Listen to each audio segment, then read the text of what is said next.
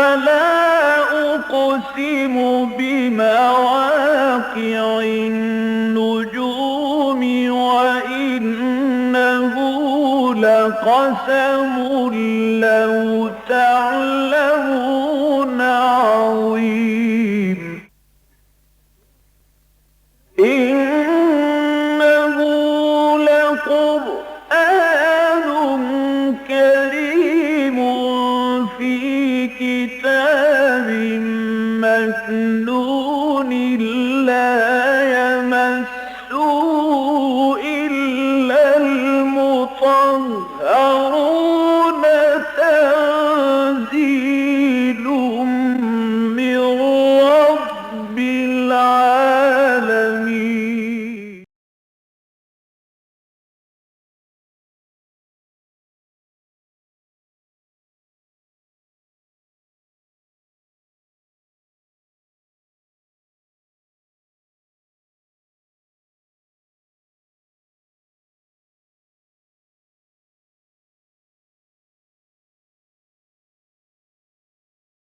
أعوذ بالله من الشيطان الرجيم. بسم الله الرحمن الرحيم. يا أيها الذين آمنوا إن جاءكم فاسق بنبأ فتبينوا أن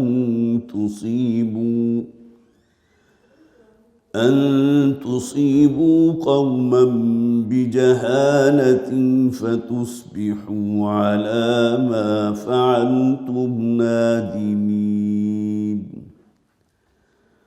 واعلموا أن فيكم رسول الله لو يطيعكم في كثير من الأمر لعنتم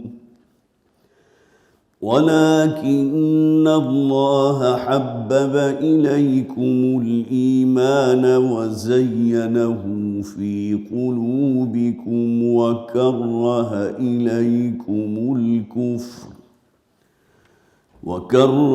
إليكم الكفر والفسوق والعصيان.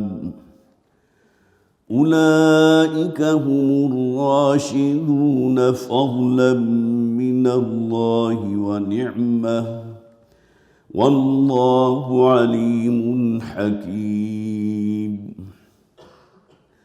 وإن طائفتان من المؤمنين اقتتلوا فأصلحوا بينهما فإن بغت إحداهما على الأخرى فقاتلوا التي تبغي حتى تفيء إلى أمر الله فإن فاءت فأصلحوا بينهما بالعدل وأقسطوا إن الله يحب المقسطين.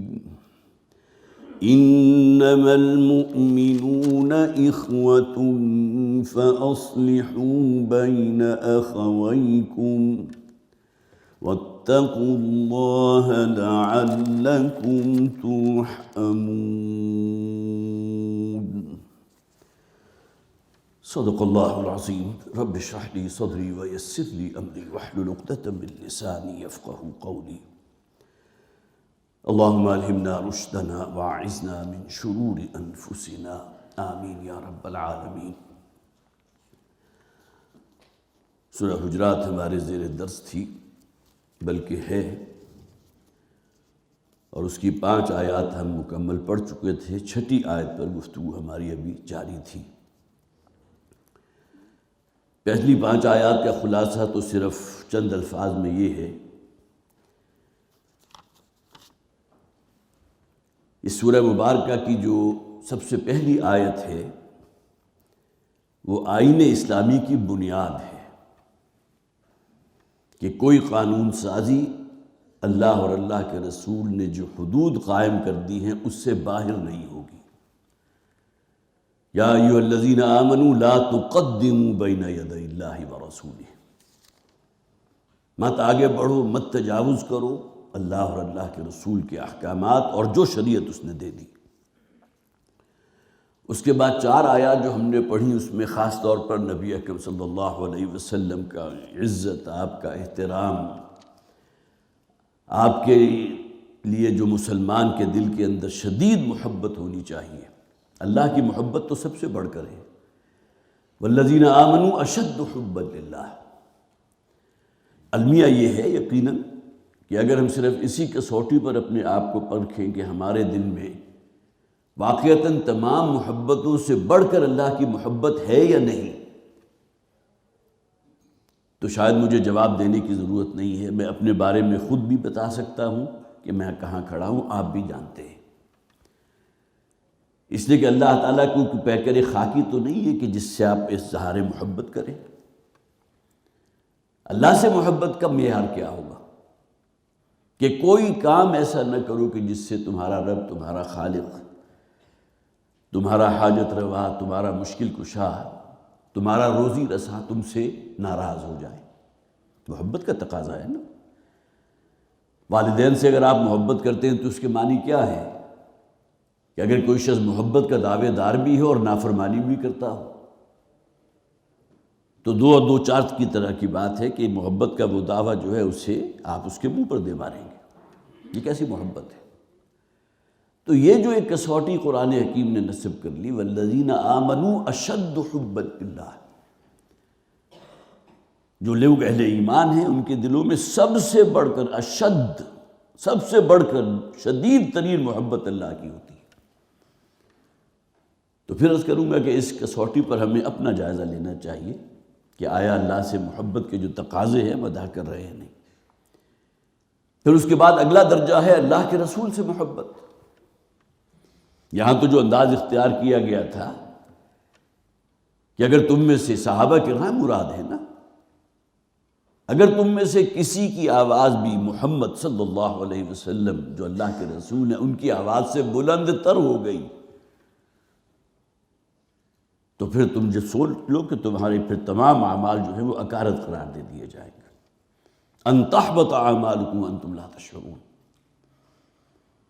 اور میں نے خاص طور پر ذکر کیا تھا بخاری میں حضرت انس بن مالک رضی اللہ تعالیٰ عنہ جس واقعے کے راوی ہیں کہ ایک صحابی ثابت بن قیس تھے، وہ کئی دنوں سے مسجد میں حاضر نہیں ہو رہے تھے، تو حضور نے جب ان کا پتہ چلایا تو معلوم ہوا کہ وہ گھر میں انہوں نے اپنے آپ کو قید کیا ہوا ہے اور اسی غم و اندوہ کی کیفیت میں ہے کہ میری آواز جو ہے وہ فطرتاً کچھ بلند ہے، اور نامعلوم کتنے مواقع ایسے آئے ہیں کہ حضور کے سامنے میں نے اپنی آواز کو حضور کی آواز سے بلند کر دیا ہو، بالکل غیر شعوری طور پر۔ یہ معاملہ ارادتاً تو نہیں، لیکن اس کے باوجود بھی احساسی شدت اس درجے کی تھی۔ تو 4 آیات ہم نے اس موضوع پر پڑھی، اور پھر خاص طور پر بنو تمیم سے جو کچھ لوگ آئے اور انہوں نے آ کر جو انداز اختیار کیا، جسے آپ کہہ سکتے ہیں کہ خالصتاً دیہاتی اور اجڑ اور گواروں کا سا انداز کے حضور کے حجرات کے باہر کھڑے ہو کر آپ کی نام لے کر آپ کو پکارنے لگے، یا محمد اخرج علینا۔ تو جو آخری آیات ہم نے پڑھی تھی اس میں روک دیا گیا، ان الذین ینادونک من وراء الحجرات اکثرهم لا یعقلون۔ یقیناً وہ لوگ کہ جو آپ کے حجرات کے پرے کھڑے ہو کر آپ کو آوازیں دیتے ہیں، پکارتے ہیں، ان میں سے اکثر لوگ عقل سے کام نہیں لیتے۔ پھر اگلی آیت، یا ایھا الذین آمنوا ان جاءکم فاسق بنبأ فتبینوا۔ اہل ایمان اگر کوئی فاسق، اگرچہ فاسق جو ہے اس شخص کو کہیں گے جو اللہ کے حکم سے نکل جائے، فسق یفسق نکل جانا، ففسق عن امر ربہ۔ قرآن حکیم میں بلعام بن باعورہ کا ذکر ہے جو بنی اسرائیل کا ایک فرد تھا، حضرت موسیٰ علیہ السلام بنی اسرائیلی کا فرد تھا، اسی قوم میں سے تھا، لیکن یہ کہ وہ کہیں ایسی دنیاوی لذات جو ہیں جس میں بہرحال یہاں کا روپیہ پیسہ بھی ہو سکتا ہے، اسی طرح کسی عورت کی جو ہے محبت وہ بھی اس درجے غالب ہو سکتی ہے کہ وہ پھر دنیا ہی کا ہو کر رہ گیا، دنیا کا کتا بن گیا، بلعام بن باعورہ۔ تو الفاظ کے ففسق عن امر ربہ، وہ اپنے رب کے حکم سے نکل گیا، اور پھر اس کی مثال دی گئی قرآن میں کہ اس کی مثال تو اس کتے کی سی ہے، فَمَثَلُهُ كَمَثَلِ الْكَلْبِ إِن تَحْمِلْ عَلَيْهِ يَلْهَثْ أَوْ تَتْرُكْهُ يَلْهَثْ، اس کی مثال تو اس کتے کی سی ہے کہ جس کی زبان جو ہے وہ لٹک رہی ہے، ہر وقت وہ ہانپ رہا ہے، خواہ وہ مشقت میں ہے خواہ آرام سے بیٹھا ہوا ہے، پہروں آرام کر رہا ہے، لیکن اس کا منہ کھلا ہوگا، زبان نکلی ہوگی اور رال ٹپک رہی ہوگی۔ یہی وجہ کہ عام طور پر کہا جاتا ہے کہ لالچی ترین جو جانور ہو سکتا ہے وہ یا تو بندر ہے یا کتا ہے، دنیا کی لالچ۔ تو قرآن حکیم نے تو اس شخص کی مثال دی۔ اس کے بعد آگے آئیے، فاسق کا ذکر آ رہا ہے کہ کوئی اجنبی شخص کے جس کے بارے میں آپ کو اعتماد نہیں ہے کہ وہ آپ تک جو خبر پہنچا رہا ہے وہ صحیح ہے یا نہیں۔ اس لیے کہ اس آیت کا انطباق جو ہے بعض مفسرین نے کیا ہے، اور کسی درجے میں میرا خیال ہے کہ یہ بات یقیناً کسی نہ کسی درجے میں مطابقت رکھتی ہوگی کہ نبی اکرم صلی اللہ علیہ وسلم کے ساتھیوں میں سے بھی جو حضور پر ایمان لائے ان میں سے بھی ایک شخص تھا کہ جس کے ساتھ یہ معاملہ ہوا کہ حضور نے انہیں بھیجا ہے بنو مصطلق زکوٰۃ لینے کے لیے، اور وہ وہاں داخل نہیں ہوئے، اور اس کی وجہ سے ان کے اندر کوئی ڈر اور خوف تھا کہ شاید یہ میری جان لے لیں گے، واپس آ گئے، اور انہوں نے آ کر اطلاع یہ دی کہ میں ان کے پاس گیا تھا، اور انہوں نے اصل میں پھر وہ انکار کر دیا، وہ منکر ہو گئے زکوٰۃ دینے سے۔ لیکن یہ کہ اس کے بعد پھر جب معاملے کی تحقیق کی گئی اور نبی اکرم صلی اللہ علیہ وسلم نے اس خبر کی بنیاد پر اقدام کا فیصلہ کر لیا، ان تصبحوا فتصبحوا علی ما فعلتم نادمین، ان تصیبوا قوما بجہالۃ، کہ تم کسی قوم یا کسی قبیلے کے خلاف اقدام کر بیٹھو نادانی میں، صرف اس بنیاد پر کہ ایک شخص نے تمہیں آ کر ایک اطلاع دے دی جو بنیادی طور پر غلط تھی۔ بہرحال یہ معاملہ، لیکن اصل میں یہ عمومی ہدایت میرے اور آپ کے لیے نا کہ مسلمان معاشرے کے اندر یہ افواہوں کا سد باب ہونا چاہیے، اس کی روک تھام ہونی چاہیے، اور اس کا بہترین ذریعہ جو اختیار کیا جا سکتا ہے وہ کیا ہے کہ جو خبر آپ تک پہنچے آپ اسے آگے نشر نہ کریں جب تک کہ آپ کو تیقن حاصل نہ ہو جائے، جب تک کہ آپ اس کی تحقیق نہ کر لیں۔ ان جاءکم فاسق بنبأ فتبینوا، خوب تبیین کر لو، کھود کو ریت کر لو، بات صحیح ہے یا نہیں ہے۔ ان تصیبوا قوما بجہالۃ فتصبحوا علی ما فعلتم نادمین، مبادا تم کسی قوم کے خلاف کوئی اقدام کر بیٹھو اور پھر اس کے بعد تمہیں اپنے کیے پر پچھتانا پڑے۔ مسلمانوں سے خطاب ہے، ظاہر ہے اس دور کے مسلمانوں سے بھی تھا اور آج کے دور کے مسلمانوں سے بھی ہے، اور ہمارے جو بہرحال بین الانسانی معاملات ہوتے ہیں اس میں پتہ نہیں کتنے ہی واقعات اس قسم کے ہوتے ہیں کہ رشتہ داروں میں سے کسی نے آ کر خبر دے دی کسی شخص کے بارے میں اور آپ نے اس پر یقین کر لیا اور اس بات کو آگے نشر بھی کر دیا، آگے پہنچا بھی دیا، اور چند ہی دنوں کے بعد آپ کو معلوم ہوا کہ وہ تو خبر ہی غلط تھی، اور پھر بغیر تحقیق کے تفتیش تک پہنچا دی۔ ممکن ہے کہ منافقین کے دل میں یہ بھی خیال آتا ہو کہ اگر واقعتاً یہ اللہ کے رسول ہیں تو انہوں اللہ تعالیٰ بتا دے گا کہ یہ خبر ان تک جو پہنچی ہے وہ غلط ہے۔ گویا کہ نبی اکرم صلی اللہ علیہ وسلم جو ہے وہ عالم الغیب بھی ہیں، غیب کی چیزوں کا بھی جاننے والے ہیں، جو چیز آپ تک خبر نہیں پہنچی شاید اللہ تعالیٰ آپ کو مطلع کر دے۔ وَاعْلَمُوا أَنَّ فِيكُمْ رَسُولَ اللَّهِ، اس میں دونوں پس منظر موجود ہیں۔ ایک تو چونکہ پہلے منع کیا گیا تھا کہ ہمارے رسول کے ساتھ اس طرح گفتگو نہ کیا کرو جس طرح آپس میں ایک دوسرے سے بے تکلفانہ انداز میں کر لیتے ہو، حد درجے محتاط رہنے کی ضرورت ہے۔ وَاعْلَمُوا أَنَّ فِيكُمْ رَسُولَ اللَّهِ، یہ تمہارے درمیان جو محمد ابن عبداللہ ہے صلی اللہ علیہ وسلم، یہ اللہ کے رسول ہیں، یہ کوئی عام شخص نہیں ہے۔ اور دوسری بات یہ بھی ذہن میں رکھیے کہ جہاں تک دنیا میں رشتے ناتے ہوتے ہیں اس میں حضور صلی اللہ علیہ وسلم کے بھی تو رشتے تھے نا۔ حضرت عمر کون ہے؟ حضور کے ساتھ کیا رشتہ ہے؟ حضور کے سسر ہیں۔ جب تک انسان کے اوپر یہ کیفیت طاری نہ ہو کہ سسر کا جو ادب اور احترام ہمارا دین بھی ہمیں سکھاتا ہے، تمہارے باپ کی جگہ۔ لیکن کیا کوئی ایک واقعہ بھی ایسا ہے کہ حضرت عمر نے حضور کے ساتھ جو سسر والا کوئی سلوک ہوتا ہے وہ کیا؟ اس لیے کہ انہیں معلوم تھا کہ یہ دنیاوی رشتے بالکل سیکنڈری رشتے ہیں، ازواج مطہرات کون تھی؟ حضور ان کے شوہر تھے۔ شوہر اور بیوی کے درمیان بے تکلفی بھی ہوتی ہے، کچھ ہنسی مذاق بھی ہوتا ہے، اور متعدد واقعات سیرت کے ایسے ہیں کہ جس میں یہ دل لگی کے انداز میں حضور صلی اللہ علیہ وسلم نے تعلیم بھی فرمائی۔ ازواج مطہرات میں سے اگر کسی کی زبان سے کسی خاتون کے لیے کوئی ایسا جملہ نکل گیا ہلکا سا، فرض کیجئے کہ قد میں وہ کوئی چھوٹی تھی یا کوئی سیاہ بہت گہری سیاہ رنگت تھی، تو ایک جملہ بھی نکلا تو حضور نے فوراً گرفت فرما دی۔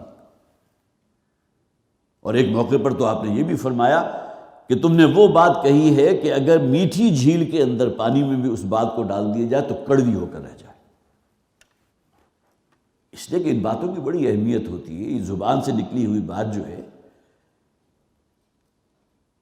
تو یہ معاملہ جو ہے، یہ دنیاوی رشتے اور یہ جو تعلقات ہیں، یہ کہیں حضور کی رسول اللہ ہونے کی جو حیثیت ہے اس پر غالب نہ ہو۔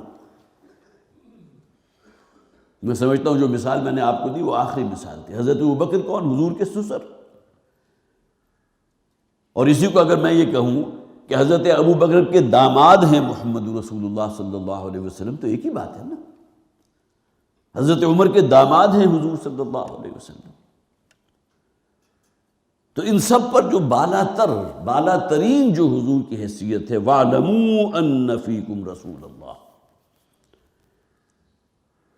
جان لو کہ تمہارے مابین یہ اللہ کے رسول ہیں جو موجود ہیں، محمد ابن عبداللہ ہیں، کسی کے بھتیجے ہوں گے، کسی کے چچا ہوں گے، کسی کے ماموں ہوں گے، کسی کے شوہر ہیں، کسی کے ساتھ کوئی اور دنیاوی رشتہ ہے، لیکن سب سے بالا تر رشتہ جو ہے وہ رسول اللہ ہونے کی حیثیت سے۔ لَوْ يُطِيعُكُمْ فِي كَثِيرٍ مِّنَ الْأَمْرِ لَعَنِتُّمْ، اگر تمہارے ساتھ نبی اکرم صلی اللہ علیہ وسلم کا یہ معاملہ ہو کہ بعض کاموں میں یا بہت سے کاموں میں وہ تمہاری بات کی پیروی کریں تو تم خود مشکل میں پڑ جاؤ گے۔ اس لیے کہ نبی اکرم صلی اللہ علیہ وسلم تو اللہ کی وحی کے پابند ہے نا، وہ تو جو بات کہیں گے وَمَا يَنطِقُ عَنِ الْهَوَىٰ إِنْ هُوَ إِلَّا وَحْيٌ يُوحَىٰ، وہ جو بات کرتے ہیں تو اپنی خواہش نفس سے نہیں کر رہے، صرف نفسانی خواہشات کے تحت کوئی بات جو ہے آپ سے نہیں کر رہے، بلکہ وہ جو بات کرتے ہیں وہ نبی اکرم صلی اللہ علیہ وسلم پر وحی ہوتی ہے جو نازل ہوتی ہے۔ دین کے معاملے میں آپ نے جو کہا وہ وحی کی بنیاد پر کہا۔ اگرچہ دنیاوی معاملات کے اندر حضور نے کوئی مشورہ کسی کو دیا اور ان صحابی نے حضور سے یہ کہا کہ حضور یہ آپ کا مشورہ ہے یا آپ کا حکم ہے، صرف یہ سوال، تو نبی اکرم صلی اللہ علیہ وسلم نے جب کہا نہیں میرا مشورہ ہے، تو انہوں نے بہت ہی، جسے آپ کہیے کہ انتہائی عاجز کے ساتھ کہہ دیا کہ حضور یہ آپ کا یہ مشورہ جو ہے وہ میرے لیے شاید ناقابل قبول ہے۔ اس حد تک بھی صحابہ کرام کے اندر موجود تھی۔ کسی درجے میں بھی جسارت نہیں کہہ سکتے، لیکن یہاں فرق کر لیجئے کہ فرق کیا ہے۔ تعبیر نخل کا جو واقعہ ہوا تھا وہ بھی آپ میں سے بعض حضرات کے علم میں ہوگا کہ حضور جب مدینہ تشریف لائے ہیں تو وہاں کھجور کی پیداوار کے اندر ذرا کوئی زیادتی کرنے کے لیے، زیادہ پیداوار ہو، تو کہ آرٹیفیشل طریقہ اختیار کرتے تھے کہ میل درخت جو ہے کھجور کا اور فیمیل ان کو قریب لاتے تھے، یا مصنوعی طور پر ان کے درمیان جو ہے کوئی ملاپ پیدا کرتے تھے، جسے تعبیر نخل کہتے ہیں۔ تو نبی اکرم صلی اللہ علیہ وسلم جب مدینہ میں آئے تو آپ نے جب ان لوگوں کو کرتے یہ دیکھا تو آپ نے فرمایا کہ اگر تم یہ نہ بھی کرو تو کیا فرق پڑے گا، اللہ تعالیٰ نے جو پیداوار دینی ہے وہ دے گا۔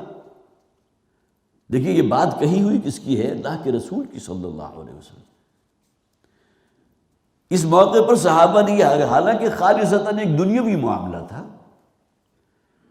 ممکن ہے کہ صحابہ میں سے بعض ایسے بھی ہوں کہ جنہیں خوب اچھی طرح معلوم ہو کہ اگر ہم یہ نہیں کریں گے تو پیداوار کم ہوگی، اس لیے کہ ان کا تجربہ یہی تھا، لیکن یہ کہ صحابہ کرام نے حضور کی اس بات کو حکم تسلیم کرتے ہوئے یہ کام کیا 1 سال، اور اس کا نتیجہ کیا نکلا کہ فصل جتنی ہونی چاہیے تھی وہ نہیں ہوئی۔ تو اس پر جب صحابہ کرام نے حضور کی خدمت میں حاضر ہو کر جب یہ بات کہی کہ حضور یہ معاملہ ہو گیا، آپ نے چونکہ کہا تھا، لہذا وہ جو پروسیجر ہم کیا کرتے تھے ان کے درمیان باہمی ملاپ کا، وہ ہم نے اس سال نہیں کیا، جس کے نتیجے میں فصل کم ہوئی۔ تو نبی اکرم صلی اللہ علیہ وسلم نے اس موقع پر جو جملہ کہا، جسے آپ کہیے کہ وہ بہت اہم جملہ ہے، انتم عالم بامور دنیاکم، جہاں تک یہ دنیا کے معاملات ہیں، مجھے کوئی زراعت کی تعلیم دینے کے لیے تو نہیں بھیجا گیا، مجھے تو اللہ کا پیغام تم تک پہنچانے کے لیے بھیجا گیا۔ انتم عالم بامور دنیاکم، یہ جو دنیاوی جو امور ہوتے ہیں، جو معاملات ہیں، اس میں شاید تم مجھ سے بڑھ کر بہتر جانتے ہو تجربے کی بنیاد پر۔ تو لہٰذا اگر آج کوئی شخص کہتا ہے کہ صوفے پر بیٹھنا حرام ہے، حضور تو جو ہے چٹائی پر بیٹھا کرتے تھے، وہ ویڈیو کلپ شاید آپ نے بھی دیکھا ہوگا کہ صوفوں کو آگ لگائی جا رہی ہے کہ اس پر بیٹھنا جو ہے وہ خلاف سنت ہے، تو یہ بالکل جیسے آپ کہیے ایکسٹریم کا معاملہ ہے نا۔ اسی طرح حضور کے زمانے میں تو گھوڑے پر اور خچر پر اور گدھے پر سفر ہوتا تھا، اونٹ پر سفر ہوتا تھا، اب بڑی ہی لگزوریس قسم کی گاڑیاں اس پر سفر کرتے ہیں۔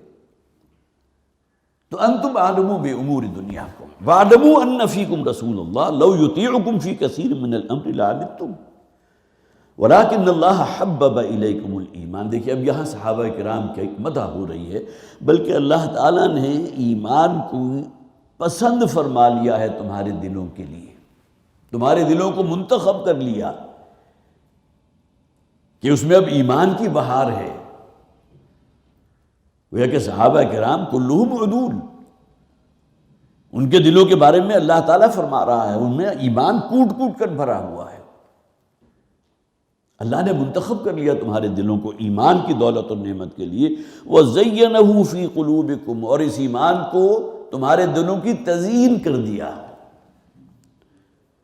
مزین کر دیا ایمان سے تمہارے دلوں کو۔ کس قدر خوبصورت الفاظ ہیں صحابہ کرام کے لیے۔ وَكَرَّهَ إِلَيْكُمُ الْكُفْرَ وَالْفُسُوقَ وَالْعِصْيَانَ، اور ہر نوع کا کفر، فسق و فجور اور نافرمانی سے تمہارے دلوں میں ایک کراہت پیدا کر دی۔ ایک کراہت فطری ہوتی ہے، جب ہر انسان کے اندر گناہ کے لیے رد عمل میں انسان کے اندر کراہت ہوتی ہے، لیکن لذت ایسی انسان کے اوپر غالب آتی ہے کہ اس گناہ کا وہ ارتکاب کر بیٹھتا ہے۔ حضور نے وہ جو تعریف فرمائی نا گناہ کی، یہ بھی یاد دہانی کے لیے، الاسم ما حاک فی صدرک وکرہت ان یطلع علیہ، کہ ہر وہ عمل گناہ ہے جو تمہارے دل کے اندر ایک کھٹک پیدا کر دے، بے چینی، اضطراب پیدا کر دے، اس عمل کے کرنے کے بعد تمہارے دل میں ایک کانٹا سا چبھ جائے، میں نے غلط کیا، کسی پر ظلم کیا، کسی کے ساتھ زیادتی کی، اپنے کسی بزرگ کی بے عزتی کر دی، برا بھلا کہہ دیا بھری محفل میں، تو کیا اس نے کوئی صحیح کام کیا، نیک کام کیا؟ نہیں، دل میں کھٹک گویا کہ مظہر ہے اس بات کی کہ تم نے غلط کام کیا ہے۔ الاسم ما حاک فی صدرک وکرہت ان یطلع علیہ، اور تمہیں یہ بات بہت ناگوار ہو کہ تمہارے اس عمل پر دوسرے لوگ بھی مطلع ہو جائیں۔ تو گویا کہ یہ دو کرائیٹیریا ہیں، اگر انسان اپنے اعمال کے ساتھ کو تولے ان کے اندر، تو آپ خود فیصلہ کر لیجئے کہ گناہ کیا ہے، ورنہ گناہ کی تعریف اور اس کی ڈیفینیشن اور اس کے لیے ممکن ہے بڑے بڑے جو ہیں وہ کتابیں آپ جو ہے وہ تصنیف فرما دیں، لیکن یہ کہ کس قدر مختصر جملہ ہے، لیکن جو حقیقت اس میں بیان کر دی گئی، الاسم ما حاک فی صدرک وکرہت ان یطلع علیہ۔ تو اللہ تعالیٰ نے صحابہ کرام کے دلوں کو مبرہ کر دیا ہے، معصوم عن الخطا کوئی صحابی نہیں، لیکن یہ کہ بہرحال نبی اکرم صلی اللہ علیہ وسلم کے جو پروردہ تھے، جن کی آپ نے پرورش کی ہے، تو ان کے لیے قرآن حکیم کے یہ الفاظ ہیں، اللہ تعالیٰ نے تمہارے دلوں کو مزین کر دیا ایمان کی نعمت سے، اور تمہارے دلوں میں ایک طبعی کراہت پیدا کر دی ہے ہر کفر اور ہر فسق و فجور، گناہ اور نافرمانی کے لیے۔ اولئک هم الراشدون، صرف یہی وہ لوگ ہیں جو سیدھے رستے پر ہیں، جو ہدایت کی راہ پر ہیں، فوز و فلاح سے ہمکنار ہونے والے۔ فضلا من اللہ و نعمہ، اور یہ اللہ کا بہت بڑا فضل ہے۔ ظاہر ہے کہ یہ نعمت جو تمہیں حاصل ہوئی ہے، ایمان کی دولت، ایمان کی نعمت، تمہارے دلوں کی بہار بنا دیا ایمان کو۔ وہ دعا آپ کو شاید یاد آئی ہوگی، ان تجعل القرآن ربیع قلوبنا ونور صدورنا وجلاء احزاننا وذہاب ہمومنا وغمومنا۔ اے پروردگار، اس قرآن کو ہمارے دلوں کی بہار بنا دے۔ ان تجعل القرآن ربیع قلوبنا ونور صدورنا، اور ہمارے سینوں کا نور بنا دے، وذہاب ہمومنا وغمومنا، اور اس قرآن کے ذریعے ہمارے جو بھی ہموم اور غموم ہیں، ہمارے غم، ہمارے اندیشے، ہمارے دھڑکے، ان تمام چیزوں کو اللہ تعالیٰ اے پروردگار اس قرآن کے دور فرما دے، ہمارے دلوں کی بہار بنا دے۔ ربیع قلوبنا، ہمارے دلوں کی بہار بنا دے۔ تو زینہ فی قلوبکم وکرہ الیکم الکفر والفسوق والعصیان اولئک هم الراشدون فضلا من اللہ ونعمہ۔ یہ بہت بڑی نعمت ہے اللہ تعالیٰ کی طرف سے، جسے بھی حاصل ہو جائے۔ جیسا کہ حضور نے فرمایا نا کہ تفقہ فی الدین، کہ تمہارا دل جو ہے اسلام کی تعلیمات پر پوری طرح مطمئن ہو۔ اے پروردگار، ہمارے دلوں کو مطمئن فرما دے، کھول دے ایمان کی دولت کے لیے۔ اللہم اشرح صدورنا للاسلام۔ تو یہ کیا ہے؟ دلوں کے اندر ایک اطمینان اور انبساط کی کیفیت پیدا فرما دے۔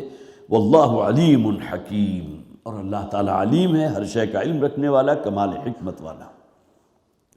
اب آئیے دوسرا حکم آگے آ گیا، وَإِن طَائِفَتَانِ مِنَ الْمُؤْمِنِينَ اقْتَتَلُوا فَأَصْلِحُوا بَيْنَهُمَا۔ اگر مسلمانوں کے دو گروہ، طائفتان، دو گروہ، اقتتلوا، آپس میں لڑ پڑے، قتل و قتال کی نوبت آ جائے، ایک دوسرے کے خلاف تلواریں سونت لیں، فَأَصْلِحُوا بَيْنَهُمَا، تو فوری طور پر صلح کرا دو ان کے مابین۔ اس لیے کہ بہرحال مسلمان جو ہے وہ ایک فصیل کے مانند ہے، اگر ان کے درمیان کہیں یہ رخنے پیدا ہو گئے تو نقصان کس کا ہوگا؟ اسلامی حیثیت اجتماعیہ کا نقصان ہوگا۔ فَأَصْلِحُوا بَيْنَهُمَا، ان کے درمیان لازماً صلح کرا دو۔ اور اس میں نوٹ کیجئے ایک حدیث موجود ہے، صحیح حدیث ہے، نبی اکرم صلی اللہ علیہ وسلم نے فرمایا، اگر دو مسلمان ایک دوسرے کے خلاف تلواریں سونت کر اتر آئیں، کوئی معاملہ، کوئی نزاع اتنا بگڑ گیا کہ ایک دوسرے کی جان کے درپے ہو جائیں، اور ان میں سے ایک شخص دوسرے کو قتل بھی کر دے، ظاہر ہے جس کا وار جو ہے وہ کارگر ہوا تو دوسرا شخص تو ظاہر ہے مقتول ہو جائے گا، قتل ہو جائے گا۔ تو حضور نے آگے کیا فرمایا؟ قاتل اور مقتول دونوں جہنمی ہیں۔ یہ جو شرف آدمیت ہے، کسی انسان کی جان لینا، انہ من قتل نفسا بغیر نفس او فساد فی الارض فکأنما قتل الناس جميعا، اگر کسی شخص نے ایک انسانی جان کو بھی قتل کیا، اس نے گویا کہ پوری انسانیت کا قتل کر دیا۔ اور ہمارے معاشرے میں قتل کتنا عام ہے، چند ٹکوں کی وجہ سے قتل کر دیا جاتا ہے۔ کسی نے گالی دے دی دوسرے کو تو اس نے اس کو قتل کر دیا، بلکہ اس حد تک بات آگے پہنچ گئی کہ اگر آپ کسی کو کسی غلط کام سے روک رہے ہیں تو وہ آپ کی جان کے درپے ہو جاتا ہے، اور ممکن ہے کہ وہ اپنے اس منصوبے پہ کامیاب ہو اور آپ کو قتل کر دے۔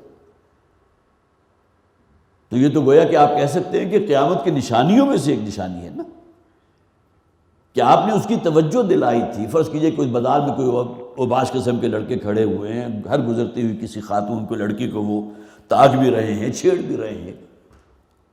کتنے ہی واقعات آپ نے اخبارات میں پڑھے ہوں گے کہ کسی شخص نے انہیں آ کر منع کیا کہ بھائی تمہارے گھر میں مائیں بہنیں بیٹیاں نہیں ہیں، یہ کون ہیں جو تمہاری نگاہوں کے سامنے سے گزر رہی ہیں؟ اب یہ بات ہی اتنی تلخ تھی گویا کہ ان کے لیے کہ اس جو نصیحت کرنے والے کو قتل کر دیا۔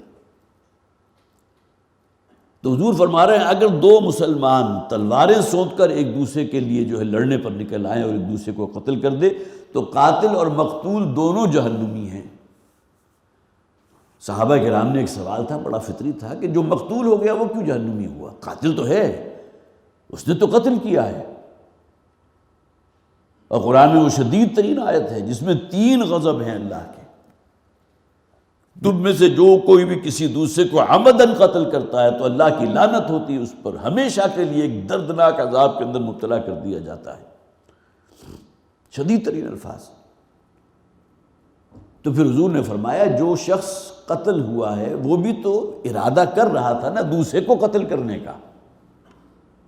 یہ الگ بات ہے کہ اس کا وار جو ہے وہ کارگر نہیں ہوا، وار اس شخص کا کارگر ہو گیا جو قاتل ٹھہرا اور دوسرا مقتول ہو گیا. دونوں ہی قاتل اور مقتول دونوں جہنم. اسی طرح ایک موقع پر حضور نے فرمایا تھا انصر اخاک ظالما او مظلوما، اپنے بھائی کی مدد کرو خواہ وہ ظالم ہے یا مظلوم ہے. اب بڑی فطری سی بات ہے کہ مظلوم کی مدد کرنا تو ظاہر ہے ہر شخص کہے گا یس ہونا چاہیے، اس پر ظلم ہوا ہے اس کی مدد کرو. یہ ظالم کی مدد کس طرح کریں؟ تو حضور نے کیا فرمایا جب سوال کیا گیا، صحابہ نے بھی سوال کیا جو فطری سوال بنتا تھا، تو حضور نے فرمایا اس شخص کو ظلم سے روک دینا جبر کے ساتھ یہ اس کی مدد کرنا ہے کہ وہ ظلم کر ہی نہ سکے. تو وہی بات یہاں ہے، گویا کہ اگر کہیں 2 گروہ آپس میں ایک دوسرے کے خلاف نبرد آزما ہو گئے اور تلواریں سوت لی، اقتتلوا، ایک دوسرے کو قتل کرنے کے درپے ہیں، فاصلحوا بینہما، تو ان کے درمیان صلح کرا دو. فإن بغت احداہما علی الاخری فقاتلوا التی تبغی حتی تفیء الی امر اللہ، اور صلح کرانے کے باوجود اگر ایک فریق دوسرے پر مسلسل زیادتی کر رہا ہے، ان بغت احداہما علی الاخری، ان دونوں میں کا ایک دوسرے پر زیادتی کر رہا ہے، فقاتلوا التی تبغی، تو پھر اب تم مل جل کر قتال کرو، لڑو اس شخص کے ساتھ یا اس قبیلے کے ساتھ کہ جو زیادتی کر رہا ہے.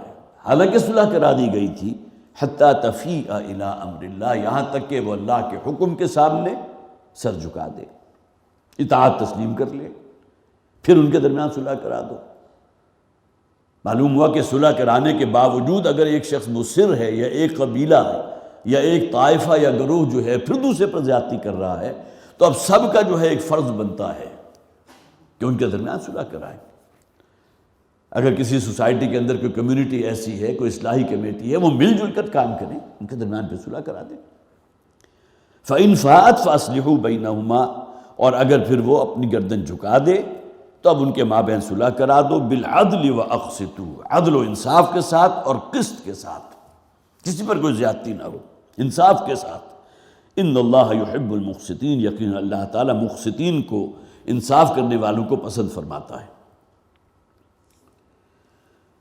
اب دیکھیں یہاں جو بات ہو رہی ہے اس میں ایک سوال ذہن میں آتا ہے کہ نبی اکرم صلی اللہ علیہ وسلم کے بعد میں جو خلفائے راشدین کا دور تھا تو اس میں بہت سی لڑائیاں مسلمانوں کے مابین باہمی لڑائیاں ہوئیں. جنگ صفین ہے، جنگ جمل ہے، جسے آپ کہہ سکتے ہیں کہ بہرحال مسلمان امت جو ہے اس کی تاریخ کا ایک ایسا باب ہے کہ جس کا پر کف لسان کرنا چاہیے. اس لیے کہ ایسا نہیں تھا کہ حضرت علی رضی اللہ تعالیٰ عنہ جو ہیں وہ کہیں جسے آپ کہیے کہ ان کے اندر کسی درجے میں معاذ اللہ ثم معاذ اللہ کو بدنیت تھی. حضرت عائشہ صدیقہ رضی اللہ تعالیٰ عنہ جنگ جمل کے اندر دونوں ایک دوسرے کے سامنے تھے. تو کسی کی نیت پر ہم حملہ نہیں کریں گے. وہ بھی حق پر سمجھتے تھے اپنے آپ کو، یہ بھی حق پر سمجھتے تھے، لیکن یہ کہ اس کے باوجود اگر نوبت ایسی آ گئی ہے تو اب سوال پیدا ہوتا ہے کہ اس موقع پر کیا کیا جائے. ظاہر ہے کہ امت میں 2 بہت بڑے گروہ ہیں نا، یہ جو ایک دوسرے کے خلاف نبرد آزما ہو گئے ہیں. ہزاروں مسلمان اس میں شہید ہوئے جنگ صفین اور جنگ جمل میں. تو یہ جو مشاجرات صحابہ جو ہوئی ہے جس میں آپ باہمی کشمکش ہے اور اس کے اندر بہرحال دونوں ہی فریقین اپنے آپ کو حق پر بھی سمجھتے رہے اور اللہ تعالیٰ جو ہے وہ جانتا ہے نیتوں کو. اگرچہ بعض اعتبارات سے پھر بعد میں ایک فریق کو شرمندگی بھی ہوئی کہ کاش کہ میں یہ نہ کرتا. بعض مسلمان وہ بھی تھے جو بالکل غیر جانبدار رہے اسی بنیاد کے اوپر کہ نہ ہم اس فریق کی نیت پر حملہ کر سکتے ہیں نہ اس فریق کی نیت پر حملہ کر سکتے ہیں. تو یہ معاملہ ایک ایکسیپشنل ہے. جبکہ یہاں جو بات ہو رہی ہے جیسا کہ میں نے عرض کیا تھا یہ معاشرتی تعلیمات ہیں. ہمارے گھرانوں کے اندر جو کچھ ہوتا ہے کنبے قبیلے میں جو کچھ ہوتا ہے، برادریوں میں جو کچھ ہوتا ہے، اور آپ کو معلوم ہے بسا اوقات ایسا بھی ہوتا ہے کہ بول چال بند ہے دو سگے بھائیوں کے مابین، جبکہ نبی اکرم صلی اللہ علیہ وسلم کے ایک واضح حدیث موجود ہے کہ اگر کوئی مسلمان اپنے کسی مسلمان بھائی سے 3 دن سے زیادہ بول چال بند رکھتا ہے تو بڑی سخت وعید ہے اس کے لیے، اس لیے کہ یہ بات کسی درجے میں مستحسن نہیں ہے۔ کجا یہ کہ دو مسلمان صرف اسلام کے رشتے میں آپس میں ایک دوسرے سے جڑے ہو، اور سگے بھائیوں کا اگر یہ معاملہ ہے، باپ اور بیٹے کے درمیان ناراضگی پیدا ہوگی، معلوم ہوا کہ دونوں ایک دوسرے کی شکل دیکھنے کو تیار نہیں، بھائی اور بہنوں کے مابین اس قسم کا معاملہ ہو گیا کہ نہ صرف یہ کہ بول چال بند ہے بلکہ مقاطعہ ہو گیا مستقل، اگر رشتے تھے تو وہ بھی ٹوٹ گئے۔ یہ کون سا اسلام ہے کہ جو ہم پیش کر رہے ہیں؟ جبکہ حضور کی احادیث کو دیکھیں اور اس درجے تاکید فاصلحوا بینہما، اور ایک اگر پروبیبلٹی ہے کہ اس کے باوجود اگر ایک فریق دوسرے پر زیادتی کر رہا ہے تو اب مل جل کر جو ہے اس کے خلاف اقدام کرو، اسے مجبور کرو اللہ کے حکم کے سامنے۔ فَإِنْ فَاءَتْ فَأَصْلِحُوا بَيْنَهُمَا بِالْعَدْلِ وَأَقْسِطُوا إِنَّ اللَّهَ يُحِبُّ الْمُقْسِطِينَ، یقینا اللہ تعالیٰ جو ہے عدل و انصاف کرنے والوں کو پسند فرماتا ہے۔ اب یہاں خاص طور پر میں نے نوٹ بھی کیا تھا کہ اگر کہیں بغاوت ہو جاتی ہے کسی اسلامی حکومت کے اندر، ہمارے مفسرین نے اس پر کلام کیا ہے بڑی تفصیل سے، مولانا مودودی رحمۃ اللہ علیہ کی تفسیر کے اندر بھی موجود ہے، آپ حضرات اس کا مطالعہ کر سکتے ہیں۔ یہ دونوں طرف مسلمان ہیں، باغی گروہ جو ہے وہ بھی مسلمان، اور جو حکومت میں ہے، جو ریاست جو چلا رہے ہیں وہ بھی مسلمان۔ اب یہاں معاملہ جو ہے دونوں ایک دوسرے کے درپے بھی ہیں، یہ بغاوت کہتے کسے ہیں؟ تم تختہ الٹے کہ ہم اس کے اوپر قابض ہو جائیں، اور قتل و غارت بھی ہو رہا ہے، خون خرابہ بھی ہو رہا ہے۔ لیکن یہ کہ چند اصول جو وضع کر دیے گئے کہ اگر اسلامی حکومت کے خلاف بغاوت ہو جائے تو باغیوں کے ساتھ کیا سلوک کرنا چاہیے۔ لیکن ایک تو حکومت ہے، وہ خلیفہ ہے جس کے ہاتھ پر بیعت کی ہوئی ہے۔ اب آپ کو معلوم ہے دور ملوکیت کے اندر بہرحال ایسا ہوا کہ جو کوالٹیز تھی خلفاء کی، حضرت عمر، حضرت ابو بکر صدیق رضی اللہ تعالیٰ عنہ، اسی طرح خلفاء راشدین، اس کے بعد حضرت عمر بن عبدالعزیز، یہ تمام کون ہیں؟ ان کے اس میں بھی تو ہمارے لیے مشعل راہ ہے نا۔ لیکن بغاوتیں ہوئی ہیں، سرکوبی بھی ہوئی ہے، بہت سے لوگ اس میں جو ہے جانوں سے بھی گئے ہیں۔ تو باغیوں کے ساتھ کیا سلوک کیا جائے؟ تو اس میں سب سے پہلی بات یہ ہے کہ جو بھی، جسے آپ کہیے کہ قیدی ہاتھ آئے گا، اس کی جان نہیں لی جائے گی۔ یہ نہیں کہ وہ چونکہ باغی تھا اس حکومت کا لہذا ان کو قتل کر دو سب کو، پہلی بات تو یہ طے کر دی گئی۔ اور یہ وہ چیزیں ہیں کہ جو باقاعدہ متفق علیہ ہے، تفاسیر کے اندر اس کا بڑی تفصیل سے ذکر کیا گیا۔ گویا کہ قیدیوں کو سزائے موت نہیں ملے گی۔ دوسری یہ کہ ان باغیوں کی جو خواتین ہیں، ان کے جو مال اسباب ہیں، ان کے اوپر کوئی قبضہ نہیں ہوگا، نہ خواتین کی حرمت پہ مال ہوگی، بلکہ ان کی عزت اور مال و مال کی حفاظت کی جائے گی۔ اور اس سے بھی آگے بڑھ کر جب بغاوت بالکل فروغ ہو جائے تو وہ شخص جو ہے جو اس وقت قید میں تھا، جسے قیدی کیا ہے، اس کی جان نہیں دی گئی، اس کو نہ صرف یہ کہ آزاد کر دیا جائے گا، بشرطے کہ وہ اس بات کا عہد کرے کہ آئندہ کسی ایسے فعل کے اندر وہ ملوث نہیں ہوگا، اور پھر ان کا جو بھی مال و اسباب ہے، جو ان کی جائیدادیں ہیں، وہ بھی ان کو لوٹا دی جائیں گی، اور جو بھی ہتھیار ڈال دے، ہینڈز اپ کر دے، اس کو مکمل امان دی جائے گی۔ اب اس صورتحال میں اگر کہیں ایسا معاملہ ریاست کے خلاف ہو جاتا ہے تو بھی گویا کہ وہ تمام باتیں جو اخلاقی طور پر ہمارا دین کسی دشمن کے ضمن میں بھی ہمیں تعلیم دیتا ہے، اس کے ساتھ بھی برا سلوک نہ کرو، تو یہ باغیوں سے بڑھ کر کون دشمن ہوگا جو مسلمانوں کی حکومت کو گرانے کے در پہ ہے۔ آگے فرمایا انما المؤمنون اخوۃ فاصلحوا بین اخویکم، اور حقیقت یہ ہے کہ تمام مومن جو ہیں وہ بھائی بھائی ہیں،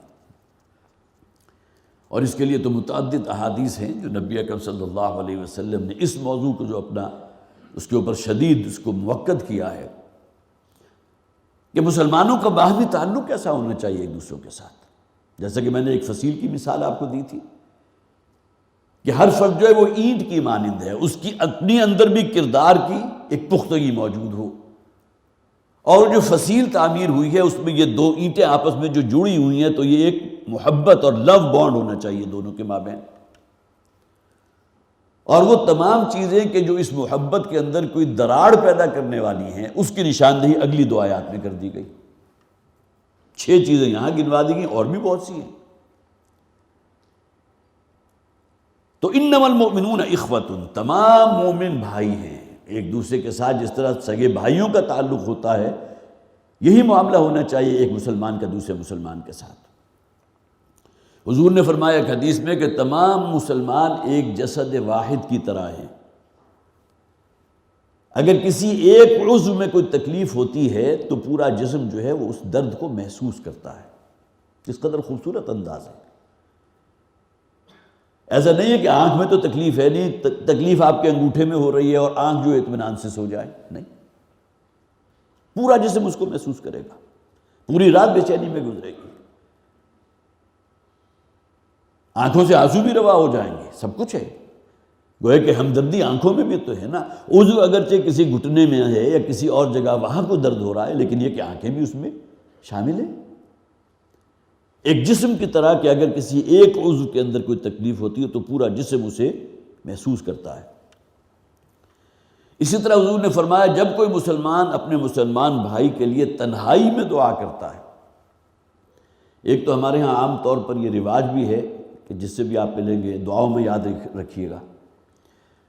مجھے یاد ہے کہ ڈاکٹر صاحب سے بھی ایک دفعہ، چونکہ یہ الفاظ بار بار سن چکے تھے تو بعض معاملات کے اندر وہ فوری طور پر جواب بھی دیتے ہیں. تو میں ایک موقع پر موجود تھا، تو جب ایک صاحب نے کہا دعاؤں میں یاد رکھیے تو ڈاکٹر صاحب نے کہہ دیا بھئی کون اپنی دعاؤں میں یاد رکھے گا.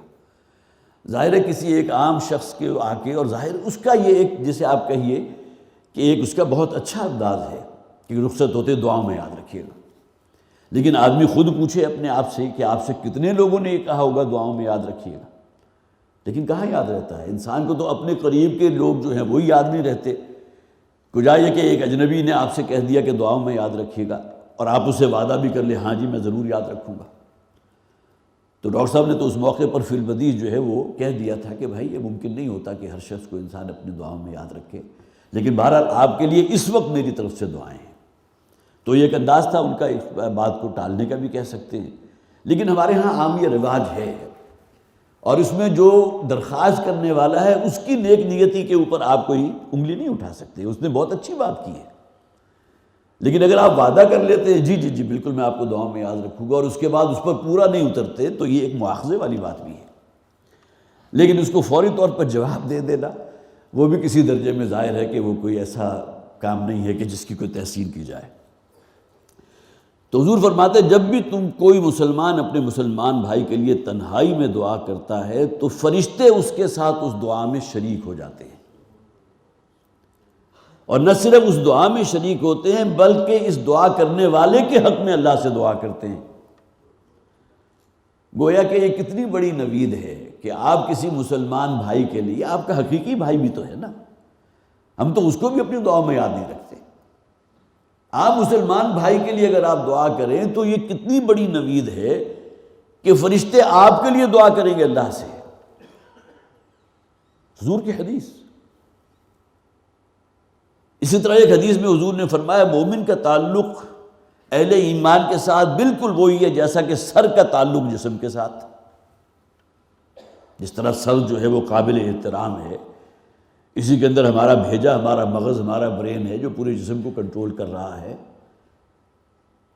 اگر حضور نے جو ہے منہ پر تھپڑ مارنے سے منع کیا ہے تو وہ کس بنیاد پر کیا؟ اس لیے کہ انسان کا چہرہ جو وہ عزت اور وقار کی علامت ہوتا ہے، تو منہ پر تھپڑ نہ مارو. اسی طرح انسان اگر کسی سجدہ کر رہا ہے اللہ کو تو گویا کہ اپنی پیشانی کو خاک آلود کر رہا ہے نا، اپنا چہرہ زمین پر رکھ رہا ہے. اللہ کے سوا تو سجدہ کسی کے لیے جائز ہی نہیں. تو مومن کا تعلق بقیہ اہل ایمان کے ساتھ ایسے ہے جیسا کہ سر کا تعلق پورے جسم کے ساتھ. اسی طرح حضور نے فرمایا کسی مسلمان کے لیے یہ جائز نہیں کہ اپنے مسلمان بھائی سے 3 دن سے زائد بول چال بند رکھے، قطع تعلق کرے۔ پھر حضور نے یہ بھی فرمایا اگر کوئی شخص اپنے مسلمان بھائی کی پردہ پوشی کرتا ہے، اس کے عیب کو چھپاتا ہے، من ستر مسلمن سترہ اللہ یوم القیامہ، اللہ تعالیٰ قیامت کے دن اس کی پردہ پوشی فرمائے گا۔